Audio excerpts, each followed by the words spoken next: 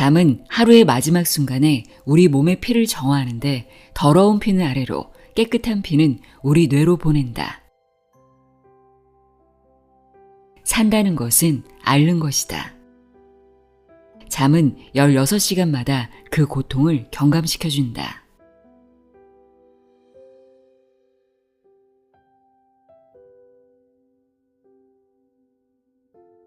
안녕하세요. 나의 소리책갈피 소리내어 읽다입니다. 자는 시간이 가장 아깝다. 어차피 죽으면 평생 자는데 잠이 뭐가 중요해. 잠 좀 모자란다고 큰일 나는 것도 아니야. 이렇게 잠의 중요성을 간과하는 말과 태도에 익숙해져 있지 않은가요? 예전보다는 숙면의 중요성을 인식하는 사람들이 많아지긴 했지만 그래도 여전히 잠을 줄여야 성공하고 공부도 잘할 수 있다는 오래된 인식과 문화가 존재하는데요. 또 잠을 한가하게 노는 사람이나 마음껏 즐길 수 있는 여가 생활처럼 취급하는 경향도 있습니다. 그래서인지 한국인의 평균 수면 시간이 OECD 국가 중 가장 짧다고 합니다.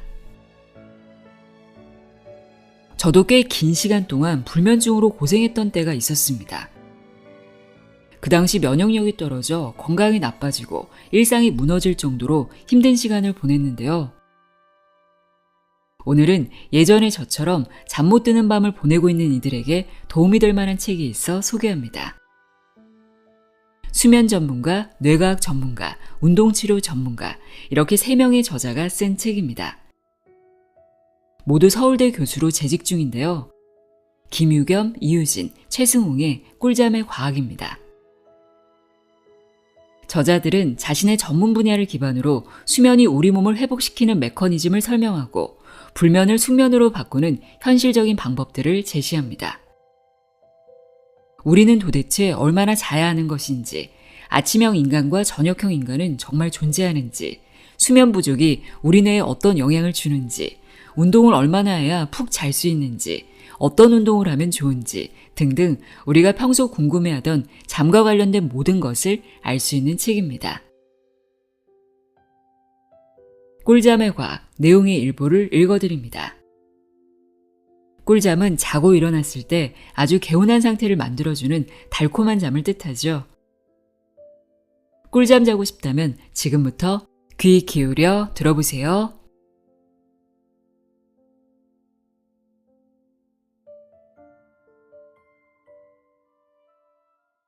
수면의 구조. 수면의학의 관점에서 인간의 의식 상태는 깨어있는 각성 상태, 비렘 수면 상태, 렘 수면 상태로 구분할 수 있다. 빠른 안구 운동을 의미하는 렘의 유무에 따라 비렘 수면과 렘 수면으로 구분한다. 비렘 수면은 수면의 깊이에 따라 3단계로 구분하는데 비렘 수면 1, 2단계를 얕은 수면, 3단계를 깊은 수면 혹은 뇌파의 특징에 따라 서파 수면이라 한다. 수면 다원 검사에서는 대개 뇌파의 특징으로 비렘 수면의 단계를 구분한다. 비렘 수면 중에는 깨어있을 때와 비교하여 심박동수, 혈압, 호흡수 등 대부분의 생리적 신호의 활성도가 저하된다. 예를 들어 뇌의 활동성이 떨어지는 1단계 비렘 수면부터 3단계 비렘 수면인 서파 수면으로 깊어질수록 신체가 이완되어 혈압이 떨어지고 호흡수와 심박동수가 감소하며 뇌 혈류량도 줄어든다. 즉 비렘 수면은 휴식을 취하는 수면인 것이다. 반면 렘 수면 중에는 깨어있을 때와 비슷한 뇌파 양상을 보이며 빠른 안구 운동이 관찰된다. 우리는 대부분 80% 이상의 꿈을 렘 수면 단계에서 꾸기 때문에 렘 수면은 흔히 꿈꾸는 잠으로 알려져 있다. 흥미로운 현상은 렘 수면 중에는 수면 중임에도 불구하고 뇌의 활동성이 증가한다는 것이다. 체온과 혈압, 호흡, 심박동수 등 신체의 생리적 현상들이 불규칙해지면서 변동성이 커지고 체온이 변온 상태가 된다. 그래서 렘 수면을 역설적 수면이라고 부르기도 한다. 하지만 렘 수면 중 생리적 변화의 가장 큰 특징은 호흡 근육, 안구 운동 근육 등 일부 근육을 제외한 대부분의 근육 긴장도가 저하되어 신체가 마비되는 현상이 나타난다는 것이다. 그래서 정상적인 수면의 경우 렘 수면 중에는 근육 마비 현상으로 인해 꿈의 내용을 행동으로 옮기지 못한다. 보통 성인의 정상 수면의 구조는 비렘 수면이 전체의 70%, 렘 수면이 20에서 25%, 각성이 5에서 10%를 차지한다. 또한 비렘 수면과 렘 수면이 주기적으로 번갈아 나타나는데 이러한 패턴은 90에서 120분 정도의 주기를 가지고 하룻밤 중 4에서 6회 반복된다. 3단계 비렘 수면은 수면의 전반부에 주로 나타나고 이후 점차 감소한다. 반면 렘 수면은 잠이 들고 난 이후 90에서 120분이 지나서 처음 나타나고 시간이 지나면서 수면의 후반부, 즉 새벽녘에 흔히 나타난다. 얼마나 자야 하나? 우리는 과연 얼마나 자야 하는가? 인간이 생존하려면 하루 3시간에서 5시간 정도는 자야 한다고 알려져 있다. 하지만 이 정도의 수면 시간으로는 대개 낮에 졸음이 오고 일상생활에서 수행 능력과 인지 기능이 감소한다. 그렇다면 일상생활을 잘 영위하고 충분히 정신을 차린 채로 깨어있으려면 어느 정도의 수면 시간이 필요할까? 일반인 대상의 대규모 조사를 한 통계분석 연구를 기반으로 7, 8시간은 자야 오래 산다. 수면 시간은 너무 짧아도 너무 길어도 좋지 않다는 언론 보도를 흔히 접한다. 얼마나 자야 하는지에 대한 대답으로 이 또한 틀린 것은 아니지만 더 정확한 답은 적정 수면 시간은 사람마다 모두 다르다는 것이다. 즉 잠이 원래 많은 사람도 있고 적은 사람도 있다. 필요한 수면 시간은 우리의 생김새가 다르듯이 사람마다 제각기 다르다. 간단하게 말하자면 낮에 업무나 공부, 운동 등 일상생활에 지장이 없을 만큼의 수면 시간이 적정 수면 시간이다. 잘 시간이나 여유가 없어서 수면 부족에 시달리는 사람과 달리 충분히 잘 수 있는 시간과 기회가 주어졌음에도 하루 6시간을 못 자는 사람들이 있다. 그럼에도 낮에 졸리거나 피곤하지 않고 일상생활에 지장이 없는 이들을 숏슬리퍼라 부른다. 과거 연구에서는 이런 숏슬리퍼는 열심히 일하는 사람에게 많으며 기분 상태가 약간 조증적 성향을 보인다고도 했다. 반대로 하루에 9시간 이상은 자야 낮에 활동하는 데 문제가 없는 롱슬리퍼는 남자의 2%, 여자의 1.5%에서 보고될 정도로 드문 편이다. 이들에게서는 다소 불안하고 약간 우울한 성격이 보고되기도 했다. 다만 롱슬리퍼를 판별할 때 성인보다 수면 시간이 더 긴 청소년이나 아동은 연령별 수면 시간을 고려해야 한다. 롱슬리퍼는 가족력이 있는 경우가 많으며 생활 환경이 긴 잠을 잘 수 없는 상황일 경우 심한 주간 졸림을 호소하며 수면 클리닉을 찾아오기도 한다. 수면 다원 검사를 해보면 숏슬리퍼와 롱슬리퍼 모두 정상적인 수면의 구조를 보였고 특히 두 곳 모두 비슷한 양의 깊은 잠인 서파 수면이 관찰되었다. 수면 부족은 정신적, 신체적으로 여러 건강 문제를 야기할 수 있기 때문에 미국 국립수면재단에서는 연령대별 권장 수면 시간을 제시하고 있다. 이 권장 수면 시간은 그동안 이루어졌던 연구 결과들을 종합하고 전문가들이 합의하여 제시한 것으로 신생아기부터 노년기까지 연령별로 나뉘어 있다. 신생아기의 권장 수면 시간은 하루 14시간에서 17시간인데 이때에는 렘 수면이 총 수면의 50% 이상을 차지한다. 아기가 자라면서 렘 수면의 비율이 줄어들어 6개월에는 전체 수면의 3분의 1 정도가 되고 만 2세가 되면 성인기와 비슷한 수준인 전체 수면의 20에서 25%로 줄어든다. 그리고 만 5세가 되면 수면 시간 자체가 줄면서 대개 낮잠을 자지 않게 된다. 깊은 잠인 서파 수면은 생후 2개월에서 6개월에 뇌가 발달하면서 나타나 아동기에 가장 길어지고 사춘기를 지나 청소년기부터는 서서히 줄어들며 60세 이후에는 뚜렷하게 감소한다. 아동기에서 청소년기를 거치면서 겪는 또 다른 큰 변화는 일주기 리듬이 지연되어 늦게 자고 늦게 일어나는 올빼미 패턴을 갖게 된다는 점이다. 취침 시간과 기상 시간이 점차 늦춰지게 되는데 이런 일주기 리듬의 지연은 청소년기를 지나 22세 무렵에 최고조에 이르며 길게는 3시간 정도까지 미뤄진다. 18에서 64세 성인계의 권장 수면 시간은 하루에 7시간에서 9시간이다.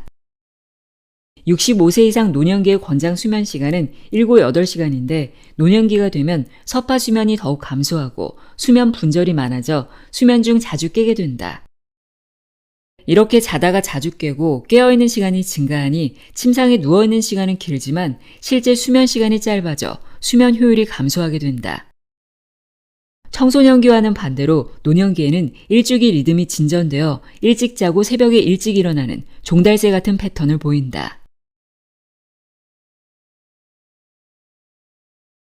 우리는 왜 자야 하는가? 수면의 생리적 기능을 규명하기 위해 잠을 못 자게 하는 수면 박탈 연구는 주로 동물 실험에서 이루어졌다. 연구 방법적인 면을 살펴보면 수면 박탈 연구는 일정 기간 완전히 잠을 재우지 않고 진행하는 전수면 박탈, 짧게 잠을 자도록 하는 부분 수면 박탈, 렘 수면이나 비렘 수면, 서파 수면과 같이 특정 수면 단계에서 잠을 깨우면서 하는 선별적 수면 박탈과 수면 분절법 등이 있다. 동물 실험에서 수면 박탈을 시행했을 때는 음식물 섭취 증가, 체중 감소, 체온 저하, 피부 장애가 나타났으며 박탈 정도가 심한 경우에는 사망에까지 이른다고 보고되고 있다. 수면 박탈에 대한 실험은 러시아 학자인 마리아 마나세이나가 1894년 보고한 결과가 많이 알려져 있다. 10마리의 강아지를 두 그룹으로 나누어 한 그룹은 잠을 재우지 않고 다른 한 그룹은 음식을 주지 않았다. 음식을 주지 않은 강아지군은 3주까지 생존했으나 잠을 재우지 않은 강아지들은 5일 내에 모두 사망했다. 이런 결과를 기반으로 완전한 수면 박탈은 치명적일 수 있음이 알려졌다. 이후에 이루어진 실험지 실험에서도 완전히 수면을 박탈한 쥐는 11일에서 32일 만에 사망했고 렘 수면을 박탈한 쥐는 16일에서 54일 뒤에 사망했다. 과거의 수면 박탈 연구는 주로 수면 박탈이 체온이나 섭식 같은 생리적인 면이나 수행 능력에 어떤 영향을 주는가를 중심으로 이루어져 왔다. 연구 결과들을 정리해보면 수면을 박탈당하면 음식물 섭취와 에너지 소모가 증가한다. 또 수면 박탈 초기에는 체온이 증가했으나 지속적으로 박탈하면 체온이 감소했다. 내분비적으로는 성장 호르몬, 갑상선 호르몬, 식욕 조절 호르몬인 렙틴 등이 감소했다. 그리고 면역세포인 NK세포의 기능이 약화되어 면역체계가 무너지게 된다. 즉 잠을 자지 못하면 더 많이 먹고 체온 조절이 어려우며 우리 몸의 면역체계와 호르몬 분비가 무너지게 된다는 것이다. 인지적 측면에서는 잠을 자지 않으면 각성도와 실행 능력이 감소하여 집중력과 기억력이 떨어지게 되는데 이런 인지 저하는 수면을 박탈한 시간에 비례한다. 또한 기분이나 정서의 측면에서 부분적인 수면 박탈은 기분을 경조증 상태로 만든다는 보고가 있어 과거에는 수면 박탈을 통해 우울증을 치료하려는 노력도 있었다. 하지만 이러한 부분적인 수면 박탈법으로는 우울증이 호전되는 효과가 지극히 일시적이라서 현재 보편적으로 사용되지는 않고 있다. 이 밖에도 많은 수면 박탈 연구에서 잠을 자지 않으면 감정기복, 예민함, 분노, 공격성이 증가하는 것으로 보고되었다. 요약하면 잠을 잘 자야 기억력과 집중력이 좋아지고 감정 조절도 잘하게 되어 정신적으로 건강한 상태를 유지할 수 있다. 일주기 리듬이란 무엇인가? 해외여행을 갔을 때 시차에 적응하지 못해 고생해본 경험이 한 번쯤 있을 것이다. 미국 여행에서는 처음 며칠 동안 잠들기가 힘들어 새벽녘에나 겨우 잠이 들었던 기억, 유럽 여행에서는 초저녁부터 잠이 와서 정신없이 자다가 새벽에 깨어 지루하게 아침을 기다렸던 경험 말이다. 또 하나, 잠자는 것도 힘든데 한국 시간으로 새끼 식사 시간이 되면 어김없이 울리는 배꼽시계 때문에 곤란했던 경험도 있을 것이다. 24시간 주기를 갖는 지구의 자전으로 인해 우리는 24시간 단위로 하루를 산다. 하루 주기는 해가 떠 있는 낮과 해가 진 밤으로 이루어진다. 시차가 있는 먼 해외로 여행을 가더라도 현지 시간에 곧바로 적응하면 시차로 인한 고생 따위는 하지 않을 텐데 왜 한국 시간에 맞추어 자고 깨고 한국의 식사 시간에 맞추어 배고픔을 느끼는 것일까? 사람의 몸에는 여러 가지 리듬이 있어 생체의 여러 기능들이 효율적으로 조절된다. 그중 가장 중요한 리듬이 24시간 주기를 갖는 일주기 리듬이다. 인간을 포함하는 포유류에서는 뇌 시상 하부의 식유차 상액에 존재하는 신경세포들이 낮과 밤에 따라 수면과 각성을 조절한다. 또한 식사나 대사 등 우리 몸의 다른 조직에서도 일관되게 보이는 일주기 리듬을 총지휘하는 중심 생체시계의 역할을 한다. 즉 우리 몸에는 스스로 일주기 리듬을 조절하는 생체시계가 존재하고 이것이 생체시계에 영향을 주는 외부 인자들과 조화를 이루어 24시간 주기에 맞춰 생활하게 되는 것이다. 이 생체시계의 주기는 정확히 24시간이 아니라 24시간보다 약간 길어 평균 24.2시간이다. 대략 24시간이라는 지구의 환경적 하루 주기에 맞춰 살아가려면 외부 자극에 적극 반응하여 우리 내부의 생체 리듬을 매일 재조정해야 한다. 진화론의 관점에서 일주기 리듬은 지구의 자전으로 24시간 주기를 갖고 사는 지구의 모든 생물체들이 살아가는데 반드시 필요한 기능이라고 할 수 있다. 생체시계는 수면과 각성만이 아닌 우리 삶의 모든 부분에서 절대적인 역할을 하며 우리 삶의 질에 큰 영향을 미친다. 더 나아가 우리가 아침형 종달새 같은 패턴으로 살아갈지, 저녁형 올빼미의 패턴으로 살아갈지, 불규칙한 패턴으로 살아갈지도 생체시계 조절과 직접 연관되어 있다고 할 수 있다. 아침형 인간과 저녁형 인간. 일반적으로 활동 및 취침 시각에 대한 선호가 양극단에 있는 사람들을 아침형과 저녁형으로 나눈다. 그리고 두 유형에 해당하지 않는 사람을 중간형이라고 한다. 소위 종달새 유형이라고 하는 아침형은 취침 및 기상 시간이 이르고 하루 중 아침 시간대에 많은 활동을 하며 활력이 좋다. 반면 올빼미 유형이라고 하는 저녁형은 취침 및 기상 시간이 늦고 늦은 오후나 저녁 시간대에 활력이 더 높다. 아침형 인간은 새벽에 일어나 글 쓰고 운동도 하면서 아침에 중요한 일들을 많이 하는 반면 저녁형 인간은 대개 밤이 되면 하고 싶은 일이 많고 집중도 잘 된다. 저녁형은 아침형보다 더 많은 수면 시간을 필요로 하며 수면 효율이 낮은 편이다. 늦게 자는데 출근이나 등교 등으로 기상 시간이 일정한 경우 수면 부족이 많아 졸음을 호소하게 되고 부족한 잠을 몰아자다 보면 불규칙한 수면 패턴을 가지기 쉽다. 아침형은 이른 시각에 각성도가 높고 활기가 있는데 반하여 저녁형은 늦은 저녁 시간에 각성도가 높고 잠자리에 늦게 들려는 양상을 보인다. 아동 및 청소년의 경우 저녁형이 흔하다.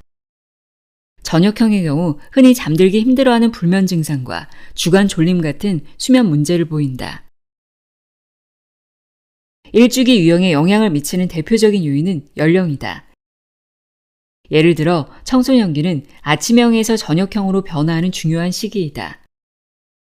청소년기가 끝난 직후부터 점차 나이가 들면서 아침형 특성이 증가하는 경향이 있다. 따라서 저녁형 특성이 사라지는 것을 청소년기를 마감하는 생물학적 지표로 여기기도 한다. 청소년기에 보이는 극단적인 저녁형 특성은 성인이 되어서도 불규칙하고 건강하지 못한 생활 습관을 갖게 하는 요인이 되기도 하고 학업 등 일상생활을 해나가는데 방해가 될 수 있기 때문에 이런 경우 전문가의 도움을 받을 필요가 있다. 일주기 유형은 성격 특성과도 관련이 있다. 1994년 미국 워싱턴 대학교 교수인 클로드 클로닝거는 심리생물학적 모델과 일주기 유형의 관련성을 살펴본 연구에서 저녁형이 아침형보다 자극 추구는 높고 위험 회피와 인내력, 자율성, 연대감은 더 낮다고 보고했다.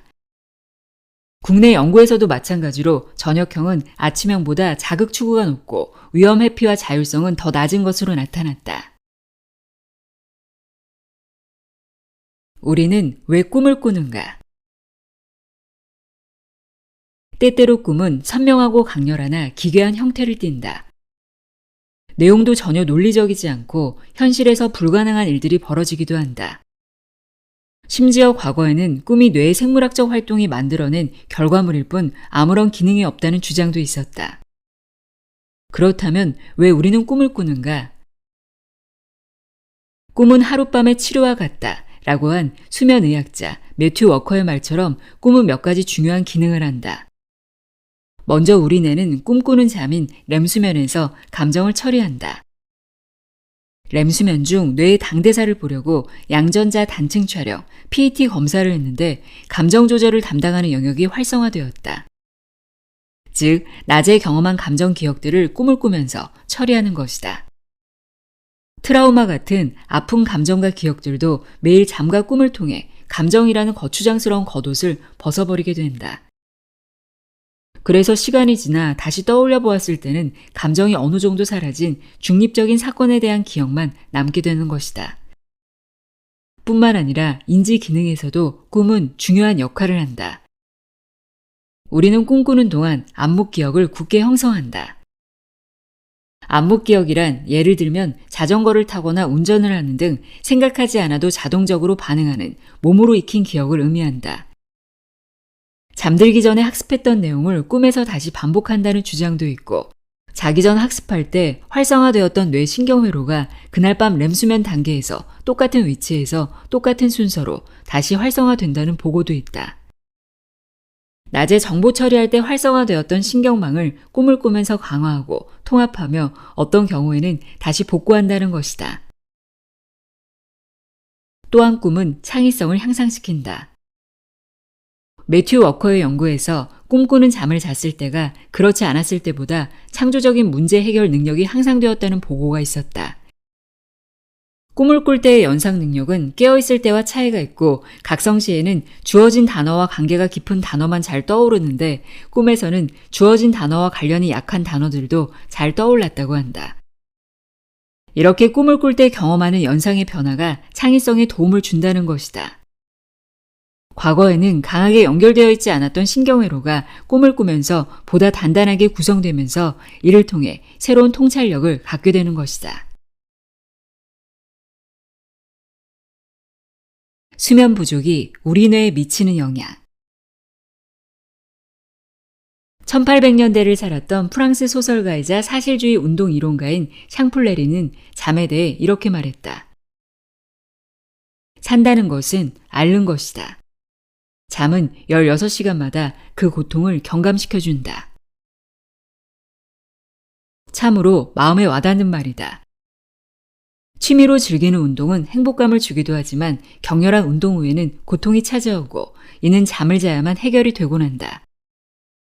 우리는 잠을 통해 심리적 안정을 찾고 신체적 고통을 줄이며 새로운 에너지를 충전한다. 잠을 통해 얻는 정신과 신체의 안정감은 굳이 설명할 필요가 없을 것이다. 누구나 숙면 후에 상쾌한 기분으로 컨디션을 회복하고 일상을 누릴 활력을 얻기 때문이다. 하지만 수면이 부족하면 기분이 나빠지고 성격이 예민해질 뿐만 아니라 학습이나 업무 집중도 또한 떨어진다. 이러한 현상은 우리 뇌신경계에서 발생하는 수면 부족과 관련된 다양한 생리학적 혹은 생물학적 변화에 의한 것이다. 잠을 제대로 못 자면 정상적인 사고가 어려운 심각한 인지장애뿐만 아니라 불안 상태가 지속되는 정서장애까지 겪는 경우가 많다. 잠은 우리 뇌신경의 안정과 정서의 평정을 유지하는 데 큰 영향을 미치는 필수 생존 요소이기 때문이다. 수면 부족이 우리 뇌신경계에 미치는 영향은 다음 3가지로 설명할 수 있다. 첫째, 수면 부족은 뇌신경계 각 부위의 연결성 및 상호작용에 문제를 일으켜 이상 행동을 초래할 수 있다. 아마 대부분의 사람들이 잠을 제대로 자지 못한 다음날 본인이 평소에 상상도 해본 적 없는 실수를 저지른 적이 있을 것이다. 평소에는 웃어넘길 수 있는 농담이나 작은 지적에 과민 반응을 하거나 전화를 잘못 받는 일들 말이다. 뇌의 각 부위는 각기 맡은 기능이 있어 1초도 쉬지 않고 끊임없이 상호간에 신경신호를 주고받는다. 이러한 뇌 각 부위 간의 신경신호 전달 관계를 연결성이라 부른다. 연결성은 뇌 각 부위들이 정상적으로 활동하는데 매우 중요한 상태이다. 뇌는 우리 몸의 다양한 감각기관에서 밀려오는 정보들을 처리하고, 이 정보들 중에 꼭 필요한 내용을 활용하여 생각을 하고 결정을 하며 행동을 하도록 우리 몸에 명령을 내리는데, 이 모든 작용이 연결성을 통해 이루어진다. 수면 부족은 이러한 뇌신경계의 복잡 다단한 흐름에 장애를 초래한다. 즉 연결성에 문제를 일으키는 것이다. 둘째, 수면 부족은 신경질환 혹은 정신과적 질환을 야기하거나 악화시킬 수 있다. 여기에는 조현병, 알츠하이머, 공황장애 같은 불안장애나 중독장애 등이 포함된다. 수면은 뇌신경계가 회복하는 시간이라고 할 수 있다. 수면은 각종 뇌질환의 원인이 되는 노폐물이 제거되는 시간이며 하루 종일 감각기관이 받아들인 불필요한 기억을 정리하고 신경세포의 활성도가 감소되면서 뇌신경계가 내일 하루를 준비할 수 있도록 여유를 갖는 시간이다. 신경질환 혹은 정신과 질환을 앓고 있는 뇌는 일반인의 뇌보다 회복하는데 더 많은 시간이 필요하다. 누구나 몸살 감기를 알아본 경험이 있을 것이다. 이때 의사로부터 피로와 통증을 회복하려면 푹 자야 한다는 조언을 듣는 경우가 많다.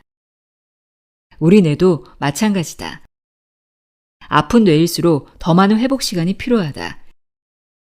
이러한 이유에서 특히 신경질환 혹은 정신과적 질환을 가진 환자들에게는 충분한 수면이 반드시 필요하다. 셋째, 수면 부족은 정상적인 뇌에 정상적인 사고 기능을 저해하여 사회 경제적 생활을 불가능하게 만들 수 있다. 잠을 못 잔 다음 날 전화를 걸어온 이의 익숙한 목소리에도 이름이 떠오르지 않거나 검토하고 있는 서류와 관계된 이전 자료에 대한 기억이 희미해지는 등의 경험이 그 예이다. 사고는 예전의 기억을 바탕으로 새로운 정보를 종합하여 전과 다른 결정을 하는 복잡한 뇌신경계의 기능이다. 수면 부족은 과거의 기억을 떠올리는 걸 방해하고 새로운 정보를 매끄럽게 처리하지 못하여 사고 과정을 더디게 한다. 이는 다시 스트레스 호르몬을 증가시키고 스트레스 호르몬은 뇌신경 전달 과정에 오류를 일으켜 뇌기능이 저하되는 악순환의 덫에 빠지면서 결과적으로 삶의 질이 떨어진다고 느끼게 된다. 수면제보다 더 잠 잘 오는 비결. 운동. 셀 수 없이 많은 불면증 치료 해법 중에 적당한 운동이 빠진 적은 없었다. 그만큼 효과가 확실히 검증된 방법이라는 얘기다. 운동을 해서 지치면 회복하기 위해 자연스럽게 잠이 오는 것이 우리 몸의 생리적 이치다. 정신노동에 찌들어 피곤한 것과 몸이 피곤한 것은 다르다. 충분히 움직여 몸이 피로를 느끼게 만들어야 한다. 운동을 하면 짧은 시간에 골고루 몸을 쓸 수 있다. 또 운동하면 수면 호르몬인 멜라토닌이 분비되는데 이는 운동의 필요성을 증명하는 의학적 증거 중 하나다. 운동은 엔도르핀 분비를 증가시켜 스트레스와 긴장을 완화해주기 때문에 정신적으로 잠잘 준비가 되도록 돕는다. 적당한 운동이 쉽게 잠들게 해줄 뿐만 아니라 더 깊게 잘 수 있도록 도와준다는 것은 많은 스포츠 의학 연구 결과를 통해 확인할 수 있다. 운동은 수면의 양과 질을 모두 높여준다. 잠을 잘 자는데 운동만큼 싸고 잘 듣는 보약도 없다. 운동은 수면의 양과 질을 향상시켜 통증을 줄여주는 간접 효과를 발휘하기도 한다. 수면과 통증은 서로 밀접하게 영향을 주고받는다. 질 좋은 수면은 피로 해소를 도울 뿐만 아니라 몸에서 만드는 진통제라고 불리는 엔도르핀과 같은 호르몬 분비를 촉진시키기 때문이다. 2022년 존스 홉킨스 대학교에서 실시한 연구에서 수면의 질이 낮은 사람들은 통증과 관련 있는 뇌의 다양한 영역에서 엔도르핀 양이 줄어있음을 발견했다. 아픈 곳이 있으면 잠을 잘 못 자는 것은 당연하다. 그런데 운동을 하면 잠이 잘 오고 덜 아프다. 더 잘 자니 아픈 데 없이 상쾌하고 힘이 난다. 그래서 운동할 기운도 난다. 이것이 바로 운동, 수면, 상쾌한 몸의 선순환이다. 숙면을 위해 운동해야 하는 이유. 운동은 불면증을 치료하고 잠의 질을 높여준다. 운동이 어떤 메커니즘으로 잠자는 데 도움을 주는지, 그리고 어떻게 하면 잘 잘 수 있는지에 대해 알아보자. 풀어줄 근육이 있어야 잠이 온다. 잠의 가장 중요한 역할은 몸의 피로를 풀어주는 것이다. 몸을 많이 쓸수록 피로 해소에 대한 요구가 더 커진다. 잠이 오게 하는 주요 요인 중 하나는 뇌에 화학물질이 쌓이면서 수면 압력이 커지는 것이다. 항상성 수면 충동이라고 불리는 수면 압력은 깨어있는 시간이 길수록 강해지고 자고 일어나면 약해진다. 운동으로 몸이 피곤해지면 뇌의 수면 압력을 일으키는 화학물질이 더 많이 쌓인다. 우리 몸이 자야 한다는 신호를 더 강력하게 전달하는 것이다. 육체 노동을 많이 한다면? 직장에서 몸을 많이 쓰는 일을 하면 잠을 잘 자는데 도움이 될까? 도움이 되긴 하지만 운동만큼은 아니다. 왜냐하면 대부분의 육체 노동이 힘은 들지만 그렇다고 운동량이 많지 않기 때문이다. 일이기 때문에 운동보다 힘들게 느껴지지만 운동만큼 신체의 다양한 부위를 골고루 제대로 쓰지 않는 경우가 많다.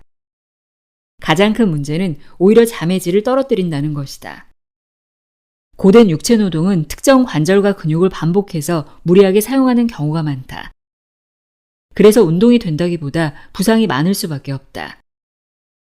몸이 아파 잠을 깊이 푹 잘 수 없게 된다. 육체 노동을 많이 하면 운동은 안 해도 된다고 생각하기 쉽지만 그렇지 않다. 육체 노동이 운동을 대신할 수는 없다. 오히려 육체 노동이 많을수록 운동으로 근육과 관절을 보강해 주어야 부상도 줄이고 잠도 잘 자며 건강을 유지할 수 있다. 빨리 잠들게 도와준다. 다음날 아침 일찍 출근해야 하는데 제때 잠들지 못할까봐 긴장했던 경험이 누구에게나 있을 것이다. 잠자리에 누우면 왠지 모르게 불안한 마음이 드는 사람도 있다. 잠이 들면 무슨 일이 일어나는지 알 수 없고 스스로 내 몸을 지킬 수 없다는 생각이 들기 때문이라고 한다. 또 눕기만 하면 그날 하루 있었던 속상한 일들과 걱정거리, 내일 해야 할 일들이 마구잡이로 떠오르곤 한다. 불면증을 겪는 많은 사람들은 잠 못 들까 불안해서 잠 못 드는 일이 반복된다. 이 같은 수면 전 불안은 불면증 환자가 흔히 겪는 문제다. 잠잘 생각만 해도 온갖 근심거리가 떠오르기 때문이다. 수면 전 불안이 불면증을 일으키고 불면증이 불안장애를 가져오고 다시 불안장애가 수면 전 불안과 불면증을 악화시키는 악순환이 거듭되는 것이다. 운동은 불안과 불면이 반복되는 악순환의 고리를 끊는데 특효약이다. 운동하면 불안을 일으키는 생각과 감정이 흩어지기 때문이라고 한다. 또한 운동은 뇌에서 스트레스를 막는 장치 스위치를 켜준다. 그리하여 불안감에 뒤척이는 시간이 줄어들고 금방 잠이 오게 된다. 생체 시계를 맞춰준다. 야외 운동은 우리 몸의 시계를 정확하게 맞추는데 도움을 준다. 과학자들은 인간을 포함한 모든 생명체가 몸 안에 생체 시계를 가지고 있다고 확신한다. 생체 시계란 우리 몸이 낮과 밤, 일주기 리듬에 맞춰 생리 대사를 조절할 수 있는 자연 시한 장치를 말한다. 제프리 홀 메인대학교 교수와 마이클 로스베시 브랜다이스 대학교 교수, 마이클 영 로펠러 대학교 교수는 초파리 연구를 통해 낮과 밤 24시간 주기로 나타나는 일주기성 유전자들의 작동 기전을 밝힌 공로로 2017년 노벨 생리의학상을 받으며 이를 증명했다. 그동안 많은 연구를 통해 수면 패턴, 호르몬 조절, 대사, 체온, 혈압 등이 24시간 주기의 생물학적 작용에 영향을 받는다는 것이 밝혀졌다. 또한 생체시계 관련 유전자들이 인슐린 감수성, 포도당 생성, 혈당 주기 변화 조절을 통해 대사에도 중요한 영향을 미치는 것으로 알려졌다. 즉 우리 몸이 생체시계에 맞춰 먹고 자고 움직일 준비를 하며 명령을 내린다는 이야기다. 때문에 일상생활이 생체시계 리듬과 엇박자가 나거나 생체시계가 잘 안 맞으면 몸에 문제가 생기게 마련이다. 수면장애와 퇴행성 신경질환, 대사장애, 염증 같은 여러 질병이 취약해지고 심지어 암에 걸릴 위험마저 커질 수 있다. 햇빛을 보면 생체시계가 맞춰지고 밤에 잠이 잘 온다. 우리 몸이 햇빛을 보고 일주기 리듬을 조절하기 때문이다. 눈에 들어온 빛은 생체시계에 코르티솔이나 아드레날린 같은 각성 호르몬을 분비하라는 신호를 보낸다. 밝은 빛이 우리 몸에 지금은 깨어있을 시간이라고 알려주는 것이다. 반대로 해가 진 뒤의 어둠은 생체시계의 수면 유도 호르몬인 멜라토닌을 분비하라는 신호다. 수면 보조제로 널리 쓰이는 멜라토닌은 긴장을 풀어주고 잠이 오게 하는 호르몬이다.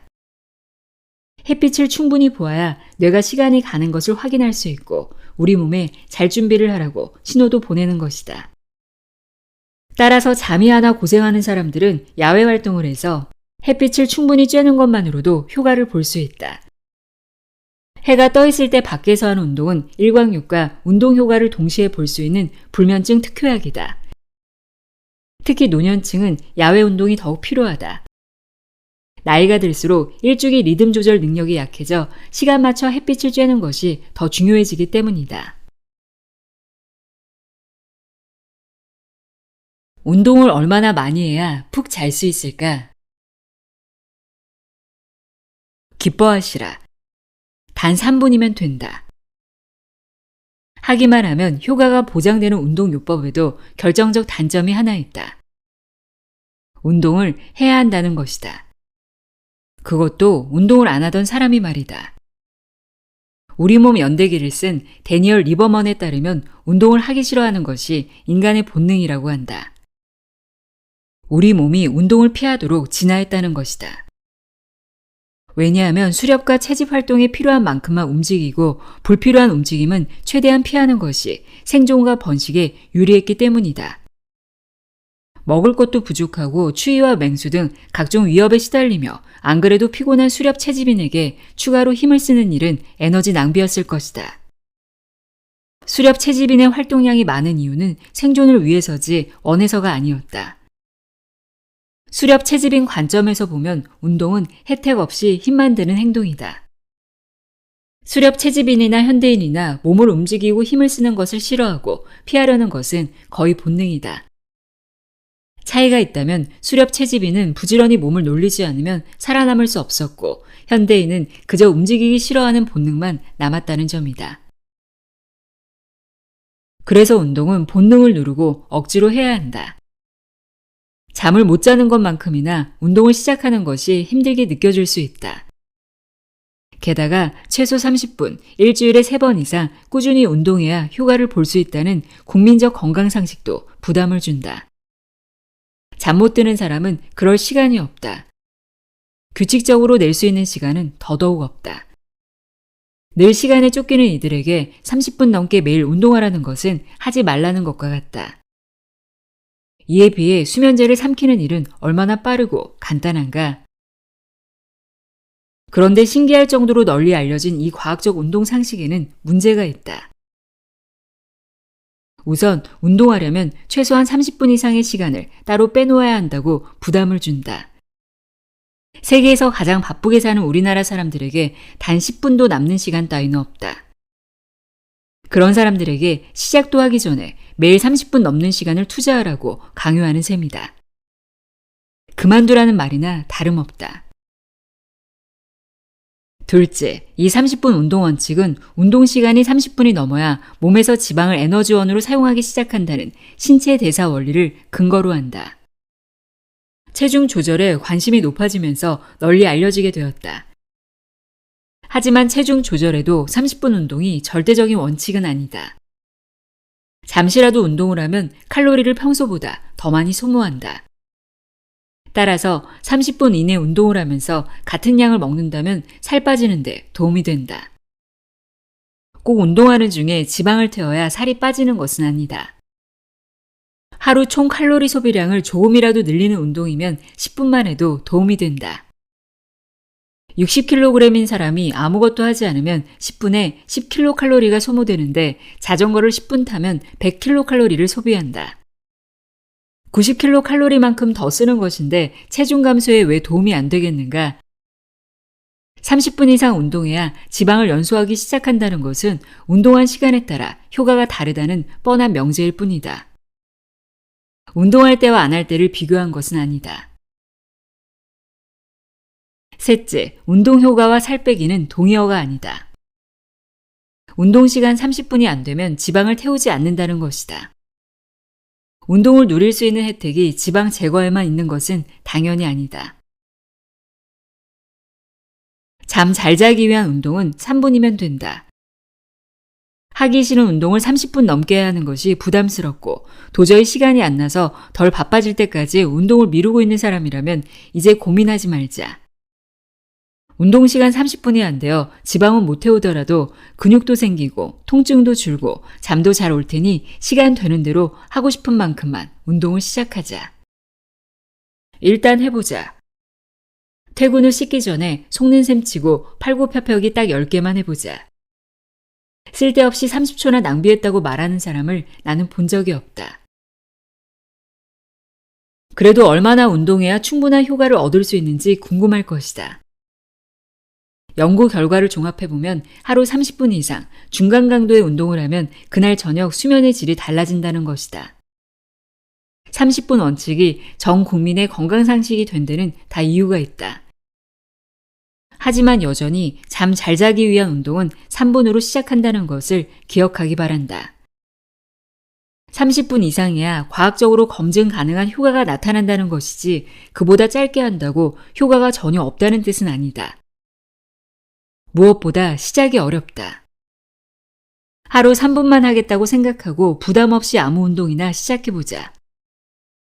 한번 시작하고 나면 일부러 30분을 목표로 할 필요가 없다는 걸 느끼게 될 것이다. 3분이나 30분이나 운동하기에 짧은 시간이다. 30분 안에 운동을 마치는 게 오히려 쉽지 않은 날이 올 것이다. 그러니 잘 자기 위해 반드시 해야 할 운동 시간은 단 3분이다. 어떤 운동을 하는 것이 좋을까? 유산소 운동 대 무산소 운동. 유산소와 무산소 운동 중 하나를 고르기도 쉽지 않다. 체중 조절을 위해서는 달리기와 수영 등 유산소 운동이, 근육이나 힘을 키우기 위해서는 벤치프레스와 스쿼트 등 무산소 운동이 좋다는 말을 들어본 적이 있을 것이다. 자매는 둘 중 어떤 종류가 더 좋을까? 일단 유산소 운동이 건강을 위한 운동으로 더 적합하다는 것이 일반적인 인식이다. 근육이 커지고 힘이 세진다고 건강해지는 것은 아니니까. 게다가 유산소 운동이 잠에 미치는 효과를 입증하는 연구 결과도 많이 나와 있다. 이에 비해 웨이트 트레이닝으로 대표되는 무산소 운동은 사실 좀 오해를 받고 있다. 덩치를 키우거나 힘을 키우는 데만 적합한 운동이라는 것이다. 따라서 잠에도 별 도움이 안 될 것처럼 보인다. 하지만 운동 전문가들은 유산소 운동과 마찬가지로 무산소 운동 또한 비슷한 효과를 누릴 수 있다고 말한다. 신진대사를 높여주고 노폐물을 배출하고 신체 시스템을 강화하고 체지방과 내장 지방을 없애주며 통증을 줄여주는 등 다양한 효과가 있다. 많은 운동학 연구 결과가 이를 뒷받침한다. 무산소 운동 또한 숙면에 도움을 준다. 최근 아이오와 주립대학교의 안젤리크 브렐렌티 교수 연구팀은 무산소 운동인 아령이나 역기 같은 저항성 운동이 에어로빅 같은 유산소 운동보다 더 큰 효과가 크다는 연구 결과를 발표했다. 특히 근력 운동은 수면의 질 향상에 도움이 되는 것으로 나타났다. 연구 결과에 따르면 근력 운동 그룹은 다른 그룹보다 40분 더 깊은 잠을 잤다. 이들은 자다가 깨거나 방해받는 일이 줄어 수면 효율성이 향상되었다. 근력 운동을 하면서 파열된 미세 근육 조직이 잠을 통해 회복하기 위해 뇌에 더 강한 신호를 보내기 때문에 밤에 더 깊이 잘 수 있었다고 한다. 또한 근력 운동은 근육세포의 성장을 자극하는 테스토스테론과 성장 호르몬 수치를 높이는데 이들은 잠과 밀접한 관계가 있는 호르몬이다. 지금까지의 연구 결과만 가지고 유산소와 무산소 중 어떤 운동이 수면에 더 도움이 되는지 결론을 내리기 어렵다. 각각의 효과를 따로 연구한 결과는 많지만 두 운동의 효과를 비교한 연구 결과가 충분하지 않기 때문이다. 또한 유산소, 무산소 운동 효과의 크기는 개인과 운동 특성, 다양한 환경적 요소 등이 영향을 미치기 때문에 어느 한쪽이 항상 효과가 높다고 단정할 수 없다. 너무 골치 아파하지 말자. 중요한 사실은 유산소와 무산소 운동이 모두 잘 자는데 확실하게 도움이 된다는 것이다.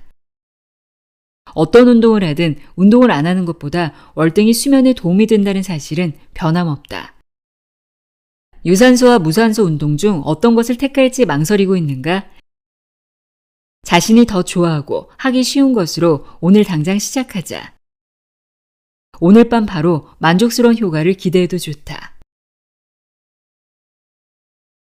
얼마나 힘든 운동을 해야 할까?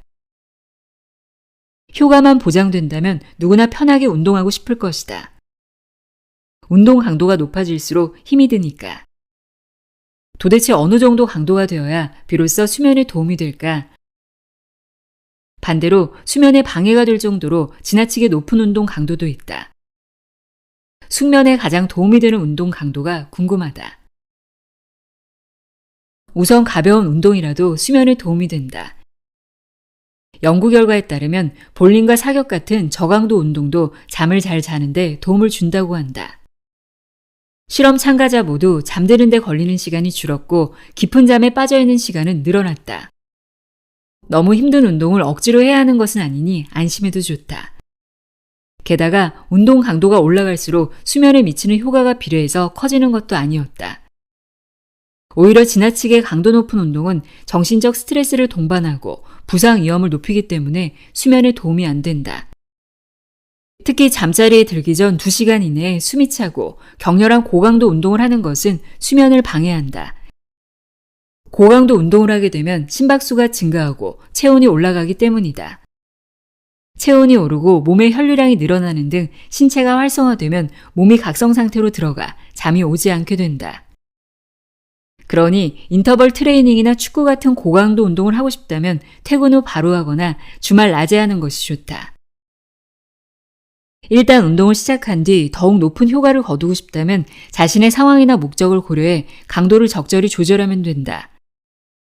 수면을 개선하려면 중강도 운동을 권한다. 함께 운동하는 사람과 편하게 대화를 나눌 수 있는 정도에서 숨이 차 말하기 불편한 정도의 색이라고 생각하면 된다. 수면과 건강을 위해 운동을 시작하는 사람들은 중강도 운동을 선택하는 것이 무난하다. 또한 수면장애가 있는 경우에도 중강도 운동이 고강도 운동보다 효과적이라는 연구 결과가 있다. 수면 장애가 없고 어느 정도 운동에 익숙한 사람은 인터벌 트레이닝 같은 좀 더 강도 높은 운동에 도전해보는 것도 좋다.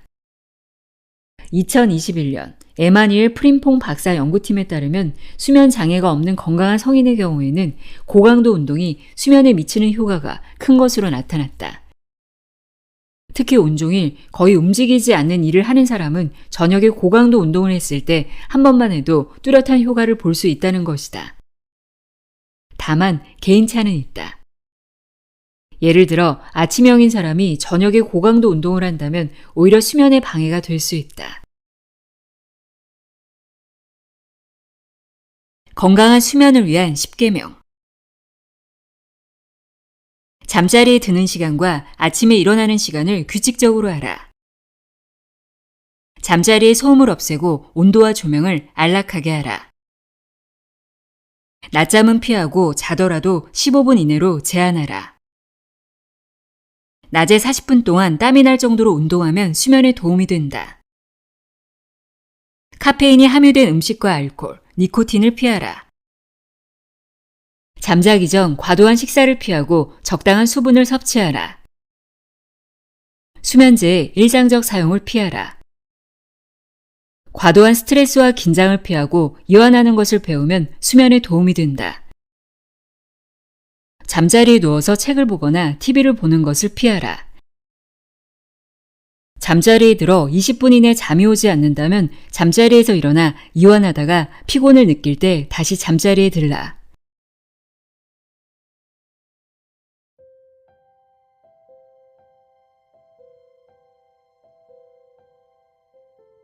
꿀잠의 과학 읽어드렸습니다. 잠의 메커니즘을 이해하고 수면이 얼마나 중요한지, 질 좋은 수면에 도움이 되는 운동 등에 대해 자세히 알 수 있는 책이었습니다. 잠이 안 올 때 제일 먼저 해볼 수 있는 방법이 지금 당장 잠이 들어야 한다는 그 생각에서 벗어나는 겁니다. 질 좋은 수면으로 건강한 하루하루 보내시길 바랍니다. 오늘도 함께 해주셔서 고맙습니다.